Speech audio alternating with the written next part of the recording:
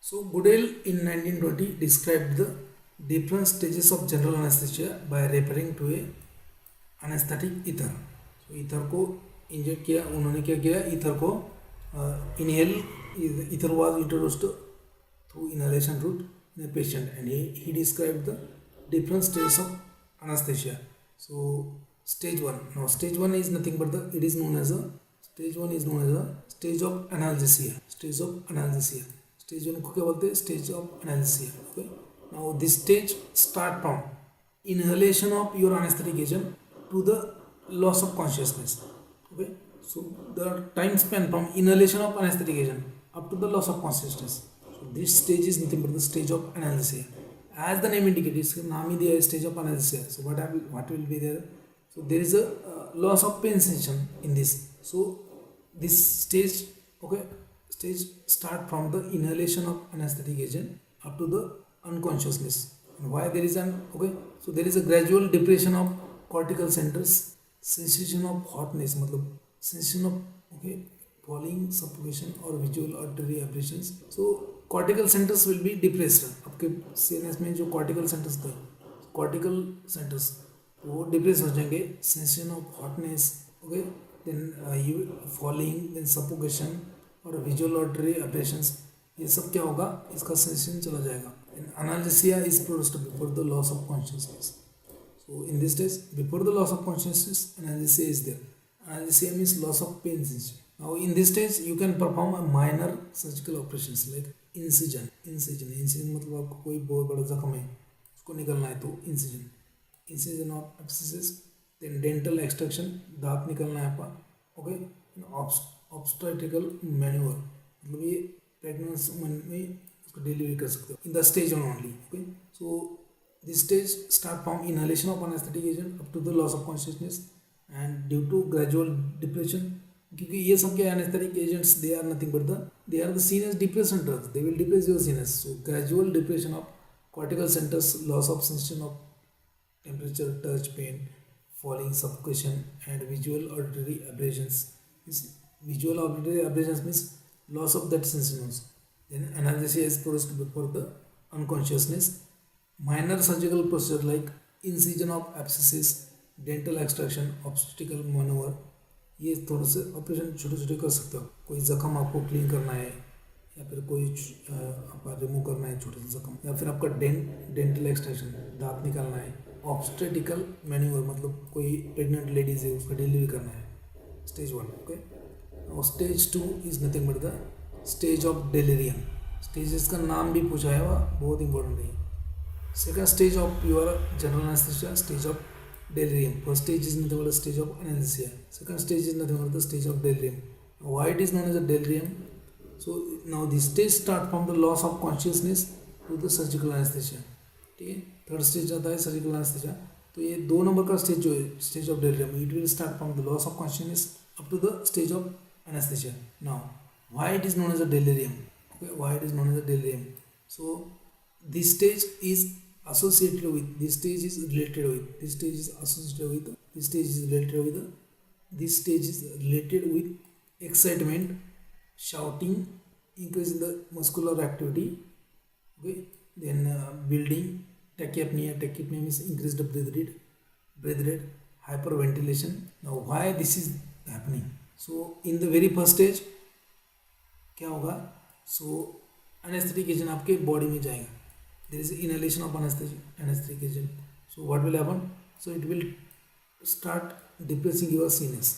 So there is a gradual depression and there is a loss of pain sensation, feeling of hotness, coldness, suffocation, visual auditory aberrations. Analgesia is produced. It is important for minor operations like incision of abscess, dental extraction. Now in the second stage what happened? So there is a more amount of or more concentration of anesthetic agent is going inside your body. So what will happen? There is a more depression of sinus. So this will extend from loss of consciousness to surgical anesthesia. Now why this happens? So in this there is a excitement. यहाँ पे थोड़ा सा आप excite होगे, shout करोगे, चिल्लाओगे, increase in the muscular activity, आपके muscle का एक्टिविटी बढ़ जाएगा. आप डॉक्टर को लात मारोगे बेड के ऊपर, कूद जाओगे, मतलब ऐसा टेकेपनिया, आपका ब्रीथिंग रेट बढ़ जाएगा, hyperventilation. Why this happens? Due to, यहाँ पे डिप्रेशन कर रहा है ना आपका general anaesthetic, so here is depression, after that here is a more depression, so this is due to the release of lower centers from the control of higher centers. Okay? This is the release of lower centers from the control of higher centers.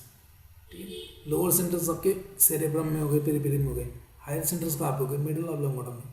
So what happens due to depression of एसीनेस, so initially pain sensation and all that is depressed, cortical centers are depressed, then after that your lower centers are depressed, okay, due to increase the concentration of anesthesia. So lower centers, they are under control of higher centers, so once they lose the control, so you leads to shouting, tachypnea, यहाँ पे आपको sweating हो सकता है, यहाँ पे आपका पूरा वोमिटिंग हो सकता है, यहाँ पे आपका पूरा स्वेटिंग हो सकता है, रो सकते हो आप, ठीक है, मतलब lacrimation, sweating, vomiting, salivation, okay, increase the muscular activity, shouting, excitement.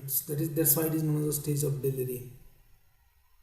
Stage of delirium due to release of lower center from the control of higher center. Okay?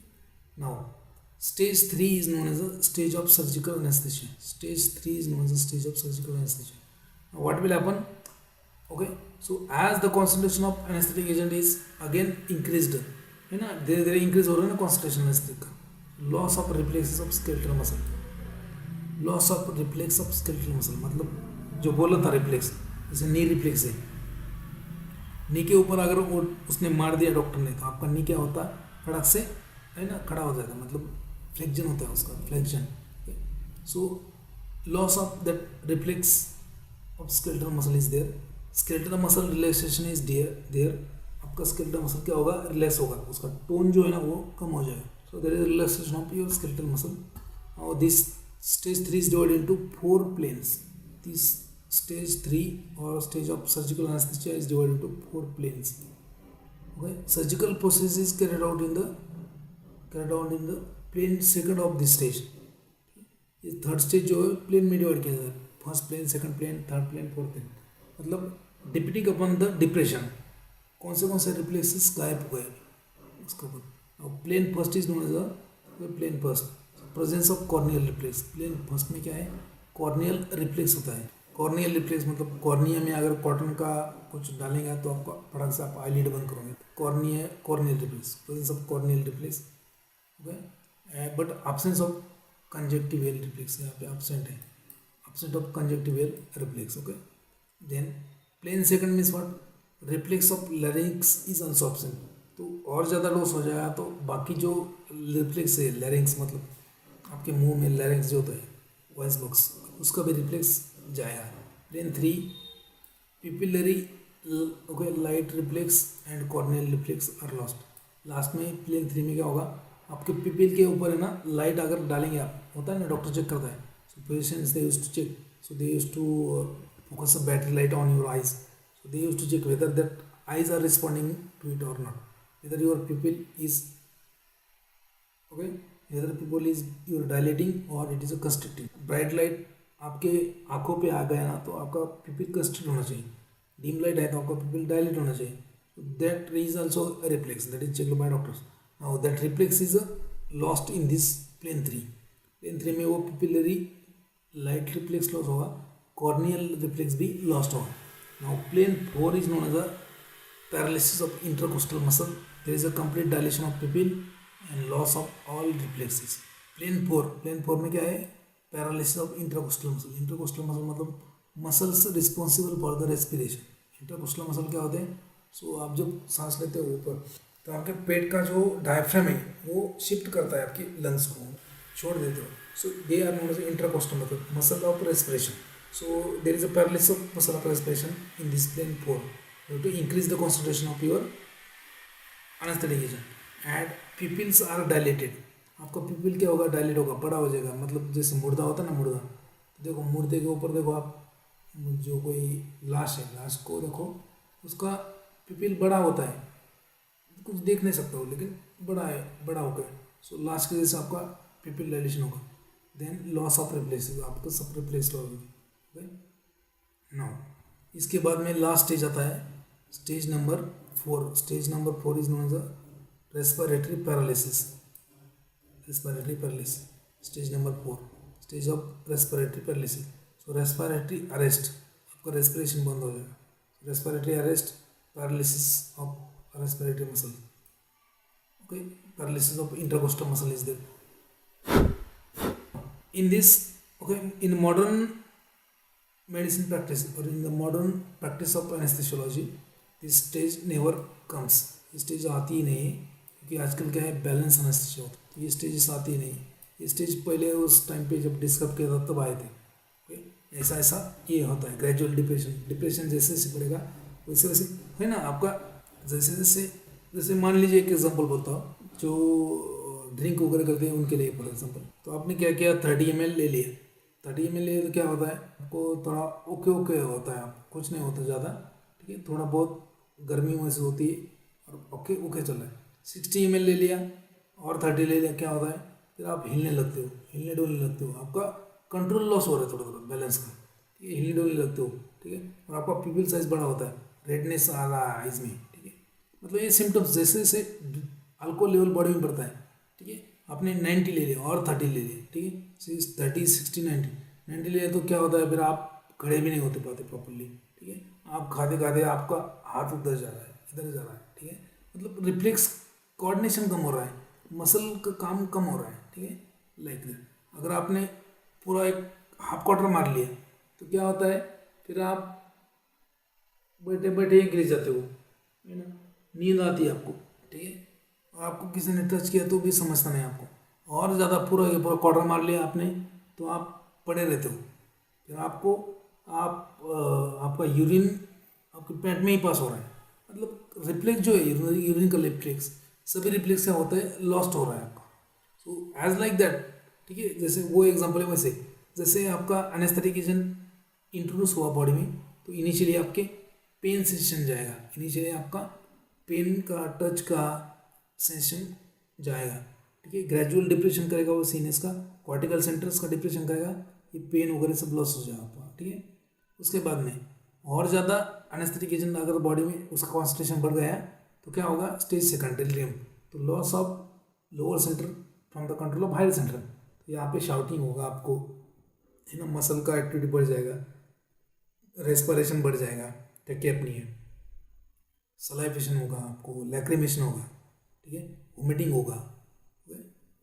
आप पागल जैसे बिहेव करोगे, क्योंकि loss of lower centre from the control of higher centre. Lower centre मतलब cortical centre होते हैं, higher centre मतलब centre present in the oblongata. जैसे रेस्पिरेटरी सेंटर कहाँ पे, मिडल ऑब्लोंगेटा में. कार्डियोवास्कुलर सेंटर कहाँ पे, मिडल ऑब्लोंगेटा में. ठीक है, ओके, लाइक दैट. सो ये स्टेज सेकंड. स्टेज 3 में क्या होता है, और ज़्यादा एनेस्थेटिक एजेंट का कॉन्सेंट्रेशन बढ़ गया तो आपके शरीर में और ज़्यादा एनेस्थेटिक एजेंट है तो आपका और ज़्यादा सीएनएस का डिप्रेशन होता है. ठीक है, तो फिर स्केलेटल मसल रिफ्लेक्स भी लॉस होता है. ठीक है, and that third stage is divided into 4 plane. Plane 1 में क्या होता है कि कॉर्नियल रिफ्लेक्स अभी प्रेजेंट है, कंजक्टिवल रिफ्लेक्स गया आपका, कंजक्टिवल रिफ्लेक्स, कॉर्नियल रिफ्लेक्स है. ठीक है, कंजक्टिवल रिफ्लेक्स और कॉर्नियल रिफ्लेक्स में क्या फर्क है.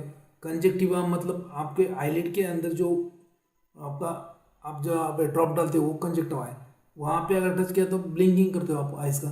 सो वो कंजक्टिवल रिफ्लेक्स. कॉर्नियल रिफ्लेक्स मतलब क्या, अंदर जो आपका आईबॉल है उसको कॉर्निया बोलते हैं. कॉर्नियल रिफ्लेक्स आपके आईबॉल के ऊपर टच किया है आपने उंगली, तो फिर अब ऑब्वियसली आप क्या करोगे, आँख बंद करोगे. So corneal reflex is presence but conjunctival reflex is lost in the plane 1. और ज़्यादा थोड़ा सा कॉन्सेंट्रेशन ज़्यादा होगा बॉडी में एनेस्थेटिक का, क्या होता है, reflex from larynx is also option. तो लैरिंक्स का जो रिफ्लेक्स होता है, जैसे आप मुंह खोलो, आप अंदर जीभ जो जीभ के नीचे भी एक छोटी जीभ है उसको टच करने का ट्राई करो. क्या होता है, देखो आपको इमीडिएटली वॉमिटिंग हो जाएगा, है ना. आपका जो जीभ है उसके पीछे भी एक वाला छोटा जीभ है, उसको टच करो, उसको बोलते हैं वल्वा. उसको अगर टच करने का ट्राई किया तो इमीडिएटली आपको वॉमिटिंग हो जाएगा. That is a reflex, emetic reflex. Okay, वो रिफ्लेक्स भी गायब हो जाएगा अभी due to depression. Third plane में क्या होता है, पिपिलरी लाइट रिफ्लेक्स. मतलब जब टॉर्च लेके आपके आइज के ऊपर फोकस करेंगे ना तो आपका पिपिल जो है ना बड़ा होता है है ना, रिमूव करेंगे तो ऑटोमेटिकली पिपिल छोटा होता है, फिर से लाइट फोकस करो बड़ा होता है, ठीक है, लाइट निकालो छोटा होता है, तो वो रिप्लेस भी जाता है किसमें, प्लेन 3 में। So pupillary reflex, light reflex, corneal reflex are lost. Plane 4 में क्या होता है, paralysis of intercostal muscle, there is a complete dilation of pupil, loss of all reflexes.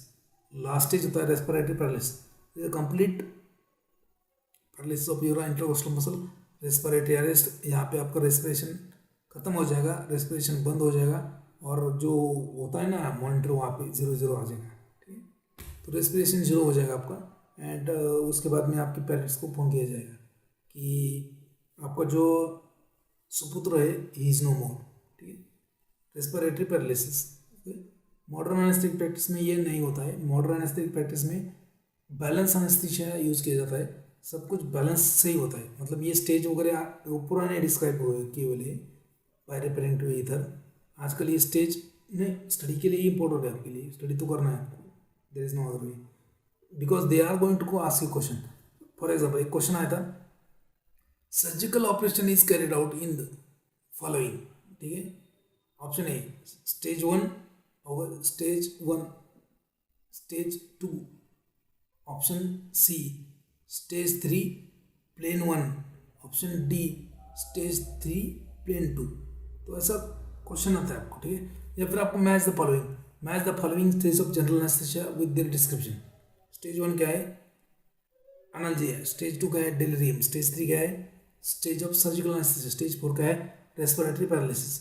या फिर बोलेंगे arrange the following stage of general anaesthesia in the increasing order, okay, और आपको randomly देंगे stage of respiratory paralysis, stage of delirium, stage of analgesia, stage of surgical anaesthesia. आपको एक proper arrangement करना है, ठीक है, प्रॉपर अरेंजमेंट मतलब एक के बाद एक कौन सा आता है ये, तो ऐसे क्वेश्चंस आ चुके हैं, they can ask you question, are you getting और नॉट, समझ रहे हैं आपको। Next will see, please mute yourself, okay, general anaesthetics they cause, okay, general gaseous anesthetic they can cause loss of all sensation including pain, they produce sleep and amnesia means loss of memory. So general anesthetics they cause loss of all sensation including pain, they produce sleep and amnesia, they produce skeletal muscle relaxation, आपको operate करना है तो muscle तो relax होना चाहिए, then stop, okay, they stop the somatic as well as autonomic reflexes, ठीक है, यहाँ पे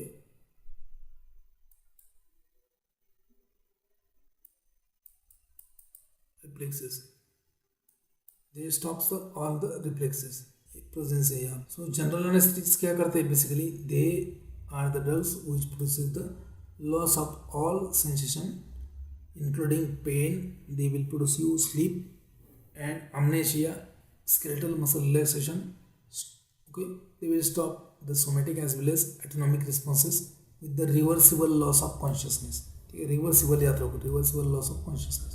Now gaseous anesthetics they are introduced, okay, introduced into the body, okay, by the Boyle's machine, ये याद रखो नाम, Boyle's machine. General anesthetics, gaseous anesthetics they are introduced or inhaled in the body by Boyle's machine, BOYLES, okay. Then pin index system is for the safety of inhalational anesthetic, okay. pin index system एक होता है safety for the safety of inhalation anesthetic, जो gases वाले हैं, जो volatile liquid है, for them pin index system they are for the safety of inhalation anesthetic। क्या होता है, only particular cylinder will fit a particular machine, मतलब for the safety, जैसे होता है नाइट्रस ऑक्साइड का सिलेंडर जो है ना, वो सिर्फ नाइट्रिक ऑक्साइड का मशीन जो है उसको ही फिट है, आपने गलती से दूसरा सिलेंडर लगा दिया तो वो लगेगा ही नहीं। So that's why known as pin index system for the safety of inhalational anaesthetic. तो वहाँ पता चला कि आपको देना है नाइट्रस ऑक्साइड और उसने दिया क्लोरोफॉर्म, क्योंकि उसको मालूम ही नहीं ये किसका सिलेंडर है, बट आजकल ये होता नहीं, क्योंकि pin index system is there, pin index system for safety of inhalation anesthetics. So only particular cylinder will fit to a particular machine at a site. तो ये मालूम होना चाहिए आपको pin index system. Then now the potency or okay potency of general anesthetics, potency of general anesthetics, potency of gaseous anesthetic or general anesthetic. Okay, so potency of general anesthetic is based upon the lipid solubility, and for gaseous anesthetic it is based upon the blood gas coefficient. Gases anesthetic होते हैं उसका potency कौन major करता है? Blood gas coefficient. Solubility of drug into the blood which measures the speed of onset and recovery. Okay, so solubility of drug in the blood which measures the speed of onset and recovery of anesthetic drug. A drug having high blood gas coefficient will have a less will be the speed. So जिसका blood gas coefficient high है उसका onset जो है ना वो slow होगा. Those drug which is having low blood gas coefficient, so its onset is very fast. For example, desflurane, it is known as the fastest acting anesthetic. So it is the fastest acting inhalation anesthetic. ठीक है, desflurane क्या है? Fluorinated hydrocarbon होता है. desflurane fastest acting anaesthetic होता है. Why? Because it has a minimum blood gas coefficient. methoxyflurane has a slowest acting. क्यों? Because it has a maximum blood gas coefficient. Ether is also slow.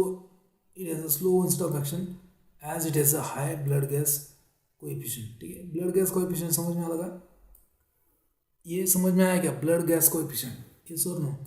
बोलना फिर से. Yes, समजलं का? परत सांगायचं. So potency of inhalation gas. Okay, inhalation anaesthetic. Potency of inhalation gases anaesthetic. Okay, so it is based upon the blood gas coefficient. So solubility of drug into the blood. Okay, solubility of drug into the blood which is a measure of speed. Which is the measure of speed of onset. कितने fast action दिखाएगा, जितना ज़्यादा blood में soluble होगा उतना ज़्यादा fast दिखाएगा. Okay, so solubility of drug in the blood measure the speed of onset of anaesthetic agent and also recovery from anaesthetic. Okay, recovery from anaesthesia. Anaesthetic drug which is having high blood gas coefficient will have less onset of action, less will be the speed of onset. For example, desflurane जो है it is a gaseous anesthetic, inhalation anesthetic. So it is the fastest acting. Okay, why? It has a minimum blood gas coefficient. methoxyflurane जो है that is the slowest acting because it has a maximum blood gas coefficient. ether is also slow acting. इधर में भी क्या होता है? Blood gas coefficient क्या होता है? हाई होता है. ठीक है, now individual drugs. First drug is nothing but the diethyl ether. So ये क्या है? Diethyl ether. So ideal anaesthetic agent का प्रॉपर्टी क्या क्या होना चाहिए? So properties of ideal anaesthetic agent. So anaesthetic agent का प्रॉपर्टी आपके इसके लिए सेमेस्टर के लिए पढ़ना है आपको. For example, anaesthetic agent should induce the anaesthesia rapidly and recovery should be smooth. It should induce anaesthesia smoothly.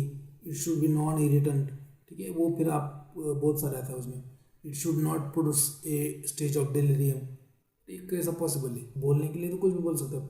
It should not produce stage of delirium. It should produce adequate muscle relaxation. So all these are nothing but the ideal properties of anaesthetic agent. ठीक है, तो ये आप ideal properties क्या है बाद में देख लेना क्योंकि जीपेट में तो वो नहीं आएंगे. So diethyl ether. So first drug is a diethyl ether or simply ether. It is a curare mimetic. Curare mimetic क्या होता है? So curare alkaloids होते हैं. They are nothing but the curare alkaloids. They are the skeletal muscle relaxation. Curare mimetic means it also causes the satisfactory muscle relaxation.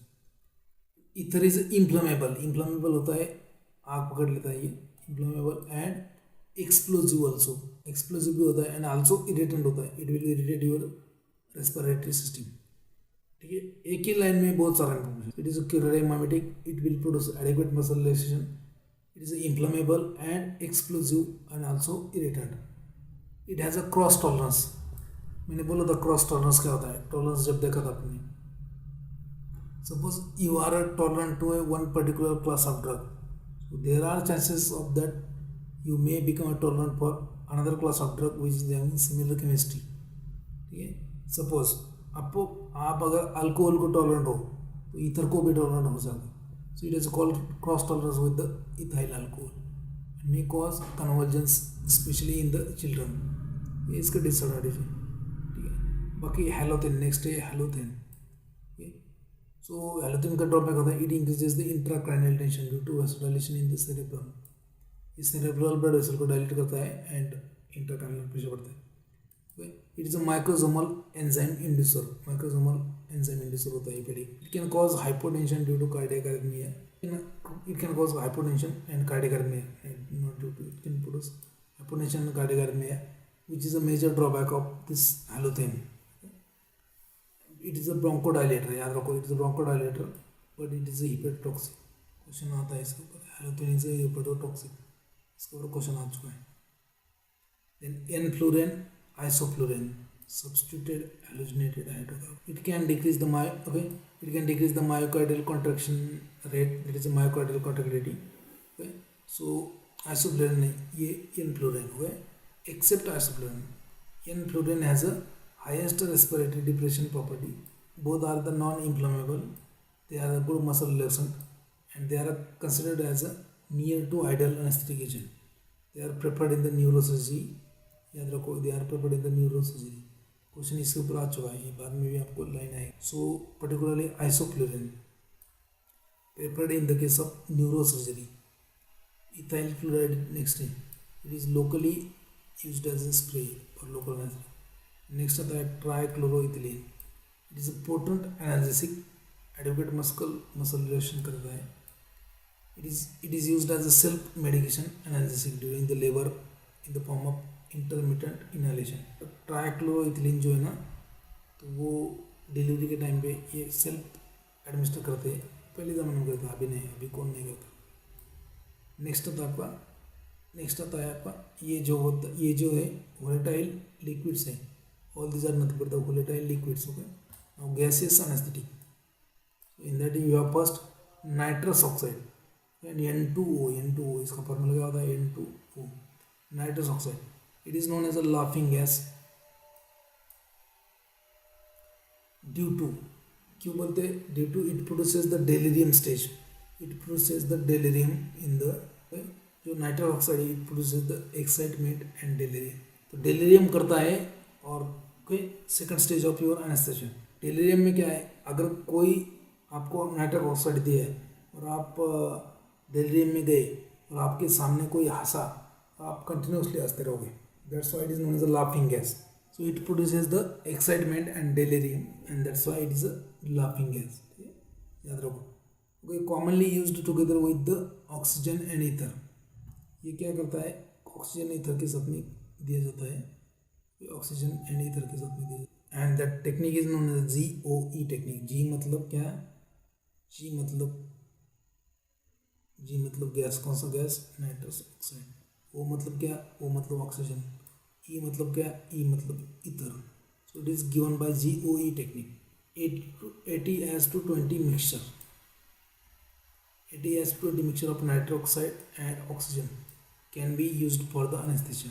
Excitement can be violent and may cause spontaneous abortion. ये ladies में abortion भी कर सकता है। It has a minimum alveolar capacity.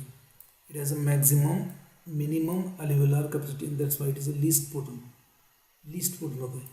Methoxyflurane जो है, it is a least MAC, and that's why it is the most potent.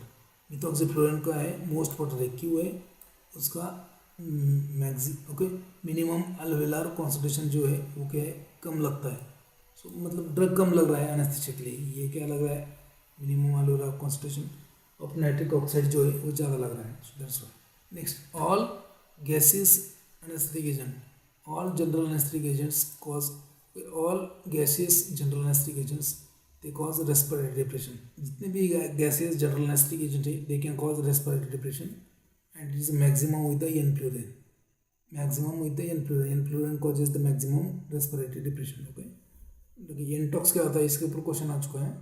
Ntox, so Ntox is nothing but than 50% nitrous oxide N2O and 50% oxygen, 50% nitric, okay, 50% nitric oxide, 50% oxygen. It is known as Ntox. Okay, ठीक है। when nitric oxide जो second gas effect, इसके ऊपर भी question आ चुका है। Second gas effect. तो ये क्या होता है? So when nitric oxide is given with the हैलोथेन, nitric oxide when it is combined with the halogen for anesthesia, so what will it do? So it will deposit more halogen in the lungs. When nitric oxide with halogen they are given, due to development of negative pressure, the second gas is also taken from the cylinder and deposited in the lungs. And that's why known as the second gas effect. Question आया था which anesthetic agent produces second gas effect? याद रखो nitric oxide, nitrous oxide process the second gas effect. Next आता है आपका halothane. Halothane क्या करता है? Halothane causes the hepatitis, also can cause malignant hyperthermia, मतलब एक कार्बन डाइऑक्साइड लेवल बढ़ देगा। So in case of malignant hyperthermia dantrolene drug is use. Dantrolene is the drug of choice in the malignant hyperthermia. यहाँ पे आपको एक याद रखना है, नोट कर। It is okay, this halogen also causes the post anesthetic chills and shivering. So in this case pethidine is used. Malignant hyperthermia caused by halogen is controlled by dantrolene. Dantrolene is a drug of choice in controlling the malignant hyperthermia. फिर एक drug आता है आपका ट्राइलिन। ट्राइलिन क्या है? Gases anaesthetic है। So gases general anesthetic which is the most potent analgesic agent, but it can cause respiratory distress syndrome due to production of phosgene gas.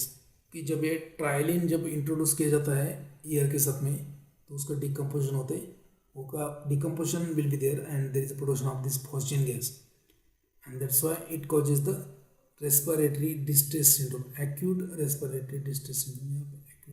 Again this trilene causes the neurotoxicity, it will damage the cranial nerve due to the production of dichloroacetylene metabolite.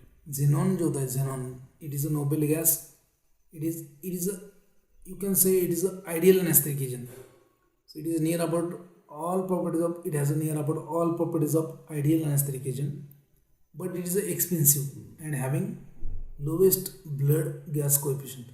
xenon क्या है? Most expensive होता है, और ये ideal anaesthetic agent इसको भी बोल सकते हैं आप। देन आइसोफ्लोरिन जो है उसको भी आइडियल एनेस्थेटिक एजेंट आप बोल सकते हो। There is no ideal anaesthetic, but most of the qualities of ideal anesthetic agent they are fulfilled by isoflurane and this xenon.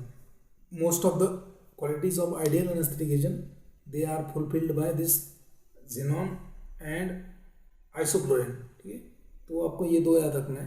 तो एक बार क्वेश्चन आ चुका है, ideal anaesthetic agent is, option में दिया था आइसोफ्लुरिन, और ऑप्शन वही था। क्वेश्चन कहाँ से आया वो भी मैं बोलता हूँ आपको, don't. Next is the breathing circuits for gases anaesthetics. Breathing circuits, तो ये बहुत सारा है। जब ये 2-3 स्लाइड हुआ ना, वो कंटेंट लास्ट ईयर लिया नहीं था मैंने, ये कंटेंट अभी ले रहा हूँ आपके लिए। तो फिर आप बोलेंगे सर लास्ट ईयर के इसमें और इसमें क्या डिफरेंस है? डिफरेंस है, बहुत ज़्यादा डिफरेंस है। आप अगर लास्ट ईयर के लेक्चर देखोगे तो आपको बहुत ज़्यादा डिफरेंस मिलेगा। तो यहाँ पे देखो breathing circuits. So breathing circuits they are use to introduce gas और gases anaesthetic into the lungs of patient. There are different types of breathing circuits. Breathing circuit मतलब क्या? It is a set of this set of क्या बोलते हैं उसको? Set of pipes which are used to introduce a gas. Set of mask and different pipes, okay, to introduce gas into the lungs of patient. So there are different type of breathing circuits. तो पहला होता है open breathing circuit. So it is used for the ether chloroform ethyl chloride. So ether anaesthetic ether chloroform ethyl chloride they are introduced by open type of breathing circuit. Then semi closed एक circuit होता है, it is known as a Mapleson circuit, इसको Mapleson circuit बोलते हैं। Then semi close में type आता है बहुत सारा। टाइप ए को बोलते हैं Magill circuit. Magill is a circuit of choice for ventilation. So ये टाइप ए जो सर्किट होता है, it is use for the introduction of fresh air into the lungs of patient. Fresh air introduce करने के लिए ये Magill circuit और type A circuit of choice for the ventilation. Type B होता है वो यूज़ नहीं किया जाता है, type B circuit not use. Type C देखो, type C is known as waters and it is also not use. Okay, type D जो होता है उसको बोलते हैं बेन्स सर्किट। बेन्स circuit it is the most commonly used circuit for, is the most commonly used circuit for the it is the circuit of choice, most commonly used circuit, as well as it is a circuit of choice for the control of ventilation. then type E का circuit आता है उसको बोलते हैं Ayre's T piece. It is a paediatric circuit, paediatric anaesthesia में use करते हैं उसको। then टाइप E जो होता है उसको बोलते हैं type E is Jackson's Rees and it is the most commonly used paediatric circuit. ठीक है, ओपन हो गया, सेमी क्लोज हो गया, अभी लास्ट में आता है क्लोज सर्किट। सोडा लाइम और library lime are use to absorb the carbon dioxide and used in the malignant. Okay, and this type of circuit is used in the malignant hypothermia condition. तो that condition is because of the excessive carbon dioxide production. So इसमें से बाकी जो हाइड्रोफ्लोरोन है ना, hydrofluorocarbon है ना, hydrogenated hydrocarbon है ना, जैसे एन फ्लोरेन सेविफ्लुएन, वो सब इससे एडमिनिस्टर किए जाते हैं क्लोज सर्किट से। एग्जांपल लिखना मैं भूल गया यहाँ पे। सो गॉट इट, समझ में आए? कुछ नहीं, ये ज़्यादा सर्किट होता है जिससे आप गैस एडमिनिस्टर कर सकते हो, बस आपको याद रखना है। एक बार क्वेश्चन आ भी सकता है। समझ में आ रहा है आपको? नहीं। Now intravenous anaesthetics. So intravenous anaesthetics में पहला है आपका थायोपेंटॉल और thiopentone sodium. It has a short duration of action, ये शॉर्ट एक्टिंग बारबिटरेट होता है थायोबारबिटरेट। It has a high lipid solubility. It can cross the placental barrier and it can appear in the milk also. It depresses the respiratory center. It is very poor analgesic. Analgesia कम करता है, muscle relaxation भी कम करता है, poor muscle relaxant and poor analgesic. It can precipitate the acute attack in case of acute intermittent porphyria. It should be cautiously used in case of renal hepatic failure. अगर liver damage है, kidney damage है, तो उसमें थोड़ा cautiously use करना है। You have to use cautiously in the shock, bronchial asthma and severe cardiovascular disease. It is a drug of choice in the cerebral protection, drug of choice in case of cerebral protection. आपको कोई brain में damage हो गया उस time पे anaesthesia thiopental का देंगे। Midazolam, it is a short acting barbiturate and is the most commonly used anaesthetic agent. Ketamine क्या है? Ketamine it is a opioidal drug, opioid analgesic जो होता है ना, मॉर्फिन कोडिन, उसमें का एक केटामाइन आता है। When we see that drug at the time I will explain you ketamine. It is nothing but the NMDA receptor agonist. Okay, इसके ऊपर क्वेश्चन एज इट इज आ चुका है। NMDA receptor agonist, sorry antagonist है, NMDA receptor antagonist. Okay, NMDA receptor antagonist है, agonist नहीं है, गलत है।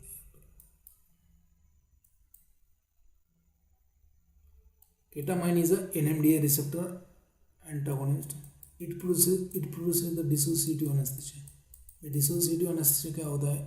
What do you mean by dissociative anesthesia? So dissociation मतलब क्या है? So detachment या फिर separation. Dissociation म्हणजेच detachment और उसको ही बोलते हैं अपन separation. Separation of what? So detachment from the environment, detachment from your body, your own body. ठीक है, so this ketamine by interacting with by acting as a NMDA receptor antagonist, NMDA receptor का excitatory receptor होता है NMDA मतलब N methyl deaspirate. Okay, it is a phencyclidine derivative. It induces the state of dissociative anesthesia. इसके ऊपर कम से कम 2-3 बार क्वेश्चन आया। Characterized by complete analgesia compared with the amnesia. Not compare, accompanied होता, फिर से अकम्पनाइड, यहाँ पे एक टर्म है accompanied. So it process the anaesthesia known as the dissociative anaesthesia characterised by complete analgesia and accompanied with the amnesia. मतलब थोड़ा सा मेमोरी को आपका याद नहीं रहेगा, so you can not remember what is done by doctor in operation. और आपको यहाँ पे क्या है, डिसोसिएशन होता है। So you dissociate from the your body, मतलब आपको बॉडी का फीलिंग नहीं रहेगा। ठीक है, मतलब आप डॉक्टर को देख रहे हो, सामने से डॉक्टर इतना बड़ा ये स्काल्पेल लेके आ रहा है, अभी वो आपको मालूम है, आपको समझ रहे हैं, आप समझ रहे हैं कि डॉक्टर आ रहा है, अभी उसने इतना बड़ा कटर ले लिया है जो मेरे बोन को काटने वाला है। आपको समझ में आता है कि कट रहा है, आपको बोन काटने वाला है, आप डर भी लग रहा है, आपको गुस्सा आ रहा है, आप डॉक्टर का स्वागत भी कर रहे हो आपके शब्द समूह यूज़ करके अच्छे से, ठीक है, और मन में ही आप बोल रहे हो बस एक बार यहाँ से निकलने दे, फिर देखता हूँ तेरे को, फिर तेरे को देखता हूँ मैं, मेरा टांग काटेगा तुम, सब कुछ देख, सब कुछ हो रहा है आपके सामने, ठीक है, वो आएगा, काट देगा, सिल देगा, आपको कुछ नहीं कर सकते, आप वहाँ पे पैर भी हिल नहीं सकते, लेकिन आप सब देख सकते हो. So there is a consciousness but there is a unresponsiveness, so known as a dissociation, known as the dissociative anesthesia. So ketamine produces the dissociative anesthesia characterized by complete analgesia and amnesia. It can cause cardiovascular and respiratory depression. It produces the dissociative anesthesia. Question इसके ऊपर आ चुके हैं, याद रखना है आपको. Dissociative anesthesia is produced by ketamine. Sometimes it may cause nystagmus, involuntary movement, then hypertonus, and can cause delirium, hallucinations. Barbiturates and diazepam, they are chemically incompatible with the ketamine. Barbituric acid derived thiopentone वगैरह and diazepam, they are not compatible. तो दोनों का injection mix नहीं करना है, incompatible. Next one is etiomidate. Etiomidate is nothing but the carboxylated imidazole derivative. It is a potent hypnotic and anesthetic drug. Cardiovascular stability is good in this case. It is advantage. It is a primarily used for induction of anesthesia in aneurysm surgery. आपके blood vessel में aneurysm हो गया है, damage हो गया है, उसमें ये यूज़ करते हैं. In cardiac disease it causes the vitamin C deficiency. जो इटोमिडेट है वो विटामिन सी का डिफिशिएंसी करता है. नेक्स्ट होता है आपका propofol. Propofol rapid induction and rapid recovery and small hangover. It has a specific anti-emetic action. It is safe during pregnancy. Next आता है आपका pregnenolone. Pregnenolone. Naturally occurring metabolite of 7-alpha hydroxyprogesterone. It is 3 times more active than propofol. It is also anesthetic agent. ठीक है. देखो एक term आता है, आपको क्वेश्चन आ चुका है इसके ऊपर, न्यूरोलेप्टा एनाल्जेसिया. न्यूरोलेप्ट एनाल्जेसिया, ठीक है, न्यूरोलेप्ट एनाल्जेसिया यहाँ पे double A neurolept analgesia. So it is a method. ये क्या होता है? It is a method for intravenous anaesthesia which use the combine use of drug. Combinely 2 drug use किया जाता है. So in which combine use of drug, that is neuroleptic drug. Neuroleptic मतलब क्या? Neuroleptic को बोलते हैं एंटीसाइकोटिक ड्रग. न्यूरोलेप्टिक मतलब antipsychotic. So combine use of neuroleptic drug with opioid analgesic drug. Okay, neuroleptic antipsychotic drug and opioid analgesic drug. So most famous combination, इसके ऊपर question आ चुका है. Most favourite combination of this neuroleptic drug droperidol. इसका droperidol का होता है 2.5 mg. Question इसके ऊपर ही आया था. 2.5 mg of droperidol and opioid analgesic fentanyl 50 microgram. So combination of neuroleptic drug droperidol and opioidal analgesic fentanyl, it is known as a neurolept analgesia. Neurolept analgesia मतलब क्या है? Neuroleptic drug plus analgesic drug, ये दोनों का combination जो है उसको बोलेंगे न्यूरोलेप्टिक एनाल्जेसिया. इसके ऊपर क्वेश्चन आया. आर यू गेटिंग और नॉट? समझ रहा है क्या? ये इसके ऊपर क्वेश्चन आ चुका है, इंपॉर्टेंट है ये बात. Now so as I told you, in the second stage of general anaesthesia क्या होता है कि फर्स्ट स्टेज का है, first stage is nothing but the stage of general, stage of analgesia. Second stage क्या है? Stage of delirium. Third stage क्या है? Stage of surgical anaesthesia. Fourth stage क्या है? Stage of respiratory paralysis. तो during second stage, delirium stage, what happens? There is a excessive salivation, there is a excessive shouting, vomiting is there. Okay, then increased muscular activity is there. So muscle tone increase होता है. Okay, so to decrease that vomiting, to decrease that muscle tone, muscle relaxant is used. To decrease that vomiting, anti-emetic drugs are given. Okay, before the anesthesia. So there is a new term known as a pre-anesthetic medication. Question उसके ऊपर भी आ चुका है. सो pre मतलब पहले, anaesthetic मतलब anaesthesia, medication means drugs. सो anaesthesia के पहले जो कौन से ड्रग दिए जाते हैं उसको बोलते हैं pre anaesthetic medication. Pre anaesthetic medication क्यों देना है?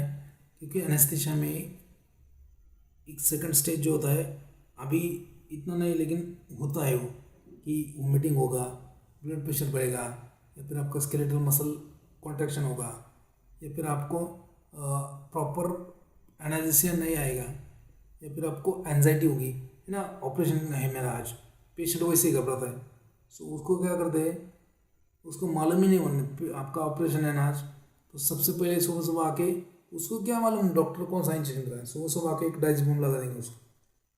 डाइज़ीबम लगा दिया तो वैसे भी वो सेडेटिव है, सेडेट हो गया वो, है ना। उसको वैसे भी नींद आ रही है उसको समझ में नहीं आ रहा है कहाँ लेके जा रहे हैं क्या है। उसको लेके जाएंगे ऑपरेशन थिएटर में, एनेस्थीसिया भी लगाने, उसको पता ही नहीं चलेगा।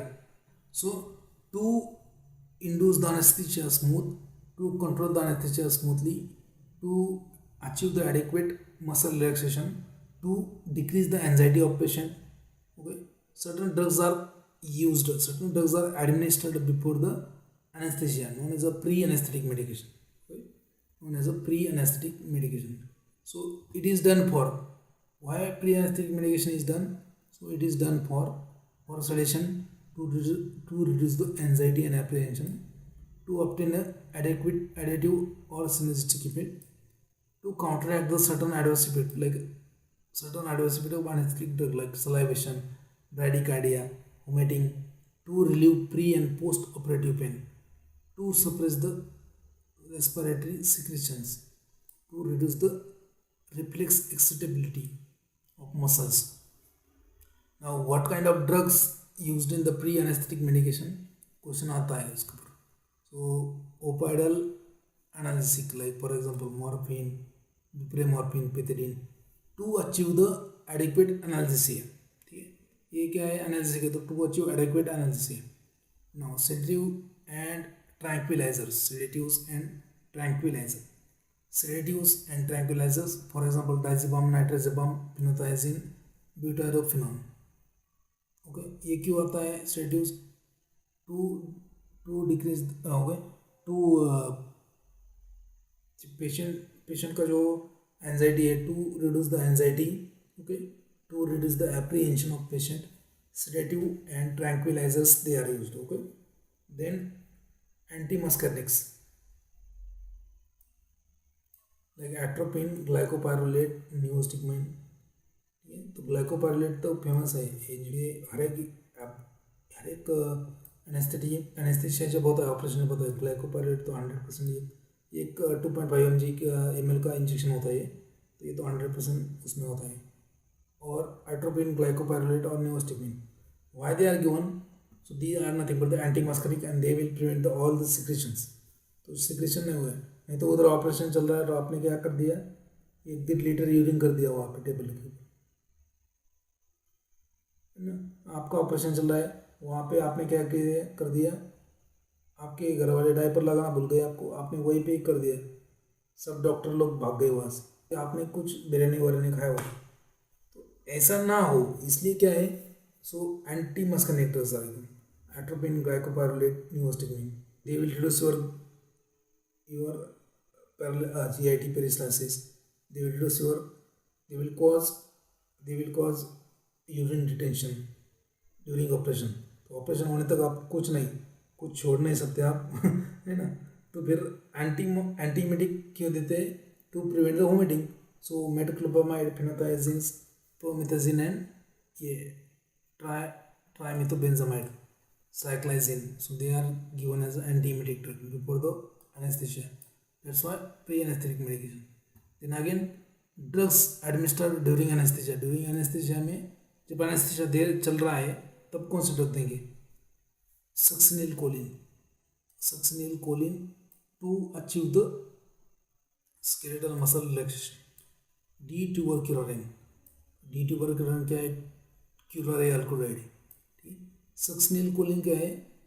It is a non depolarising muscle relaxant और it causes the muscle paralysis. ठीक है, एक मूवी आई थी, देखो आप बोलेंगे सर मूवी का एग्जांपल बहुत ज़्यादा थे, मैं तो देखता हूँ मूवीज़, है ना।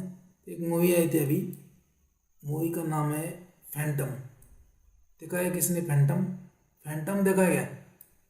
वो फ्लॉप थी लेकिन हाँ, तो फैंटम मूवी थी, उसमें सैफ अली खान होता है और डेविड हेडली जो होता है, डेविड हेडली जिसने मुंबई रेकी की थी, मुंबई ब्लास्ट में जो अफजल ये था, मुंबई ब्लास्ट में कसाब वगैरह ये थी ना, कसाब वगैरह, तो उनको रेकी करने वाला वो डेविड हेडली था। वो जेल में बंद होता है वहाँ पे अमेरिका में, ठीक है।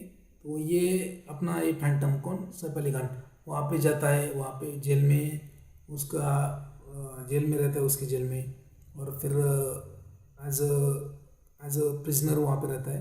बाद में वो जब नहाता है तो उसके शावर में ये डाल देता है, क्या डाल देता है, ये होता है सक्सनिल कोलिन। ये सक्सनिल कोलिन डाल देता है उसके शावर में।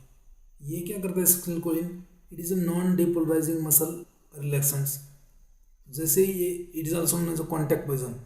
अगर ये कॉन्टैक्ट भी हुआ है इसके साथ में सक्सनिल कोलिन के, तो आपका विकेट गिर जाएगा। कॉन्टैक्ट पॉइजन होता है सक्सनिल कोलिन। सो ये डेविड हेडली के शावर में आता है। डेविड हेडली जैसे शावर लेके बाहर आता है तो वहीं पे ही कोलेप्स हो जाता है, मर जाता है। तो उसको मार देता है वहाँ पे डेविड हेडली को। तो वो वहाँ पे सक्सनिल कोलिन का याद रखना है आपको। सक्सनिल कोलिन क्या है? जब आपको मसल रिलैक्सेंट आएगा उस टाइम पे भी ये सक्सनिल कोलिन आएगा। Then short acting ganglionic blockers. तो ये सब क्या है? Pre anaesthetic medication. So before the anaesthesia this drugs are given, right. Question आता है इसके ऊपर, ड्रोपेरिडोल फेंटानिल का combination, neurolept anaesthesia, stress of general anaesthesia, ठीक है।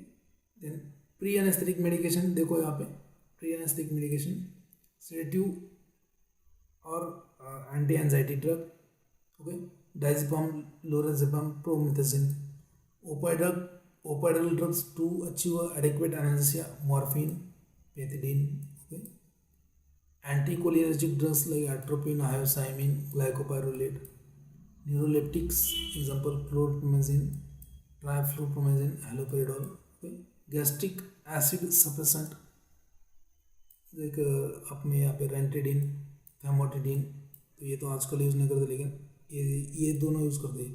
पेंटोप्रेजोल, ओमेप्रेजोल, पेंटोप्रेजोल मोस्ट कॉमन होते हैं, इंजेक्टेबल होते हैं। Then antiemetic metoclopramide, domperidone and ondansetron, these are the pre anaesthetic medication, ठीक है। नेक्स्ट होता है एनेस्थेटिक ऑफ चॉइस। कभी कभी इसके ऊपर क्वेश्चन आ जाता है, ठीक है। तो किसमें कौन सा एनेस्थेटिक ड्रग ऑफ चॉइस है? सो डे केयर एनेस्थेशिया, इसके ऊपर क्वेश्चन आ चुका है। Drug of choice in the day care anaesthesia is propofol. Day care anaesthetic propofol, question इसके ऊपर आ चुका है, ड्रग ऑफ चॉइस और anaesthetic of choice. Then ischaemic heart disease, so anaesthetic of choice in case of ischaemic heart disease, isoflurane and ketamine. Anesthetic of choice in case of congestive heart failure, so again ketamine for shock and isoflurane due to deliberate hypotension shock. Then neurosurgery में कौन सा है? आइसोफ्लुरिन, और इसको cardiac surgery में भी drug of choice, okay, drug anaesthetic of choice in a neurosurgery isoflurane, in a cardiac surgery isoflurane, okay. Ketamine is a anaesthetic of choice in case of asthma and cardiopulmonary, okay, COPD, okay, COPD disease और asthma, asthmatic patient है या फिर और दूसरा कोई COPD है, pulmonary obstructive disease, cardiopulmonary obstructive disease, COPD है, तो उस पेशेंट में केटामाइन क्या है? Again anaesthetic of choice. Anaesthetic of choice thiopentone is anaesthetic of choice in case of epilepsy. Thiopentone is anesthetic of choice in case of epilepsy as well as thyrotoxicosis.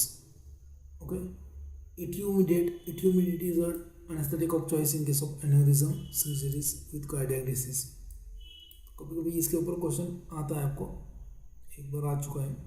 ये part अभी आज ही डाला है, मतलब बहुत सारा पार्ट आज ही डाला है मैंने, तो ये प्रीवियस के जो लेक्चर है उसमें नहीं है। एनेस्थेटिक एंड इट्स कॉन्ट्राइंडिकेशन, कौन सा ड्रग एनेस्थेटिक ड्रग कॉन्ट्राइंडिकेटेड है?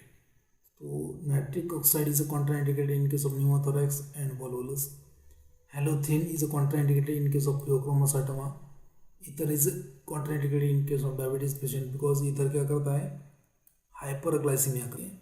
Fluorine is an fluorine, okay, is contraindicated in case of epilepsy, barbiturates like thiopentone they are absolutely contraindicated in case of intermittent porphyria.